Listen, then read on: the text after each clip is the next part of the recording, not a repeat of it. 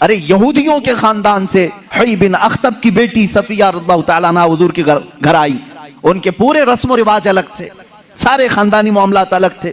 موسیٰ علیہ السلام کی اولاد وہ مدینہ طیبہ میں تھی, انہی کے خاندان سے حضرت صفیہ آئی تھی.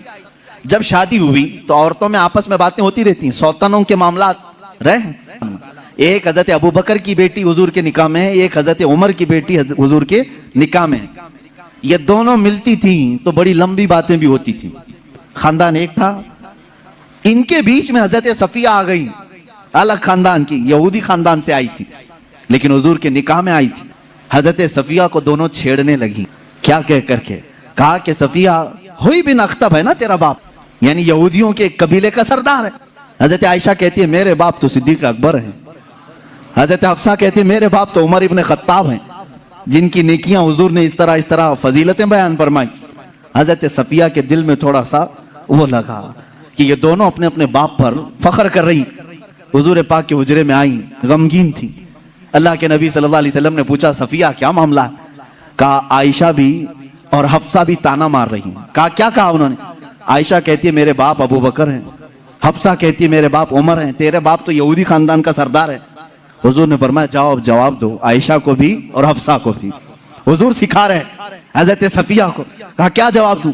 کہا جا کے کہنا میرے باپ موسیٰ علیہ السلام ہیں, میرے چاچا ہارون علیہ السلام ہیں, اور میرے شوہر محمد رسول اللہ ہیں.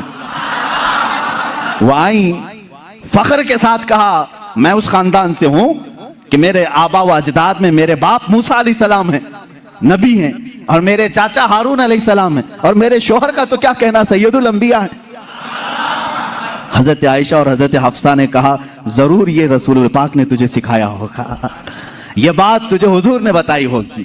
یہ گھریلو زندگی تھی میرے آقا صلی اللہ تعالیٰ علیہ وسلم کی. کبھی ان عورتوں کے درمیان اگر کچھ باتیں آ جائیں, حضور پاک اس طرح سے اسے نکالتے جیسے میدے میں سے آٹے کو نکال دیا جائے. کبھی تکرار نہیں ہو سکی, کبھی جھگڑے کی نوبت نہیں آئی. دو بیویوں والا جانتا ہے کہ اسے سنبھالنا کتنا مشکل ہوتا ہے. ہاں ایک عظیم جنگ میں وہ اترا ہوتا ہے, ایک طرف انڈیا ایک طرف پاکستان, بیچ میں بارڈر میں وہ کھڑا رہتا ہے. ایک ہاتھ اس کے پاس ایک ہاتھ اس کے پاس, پتہ نہیں کون سا ٹوٹے کون سا بچے.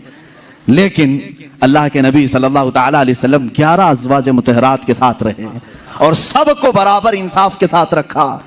کبھی کسی خاتون سے کوئی جھگڑا یہ کسی حدیث میں نہیں ملتا.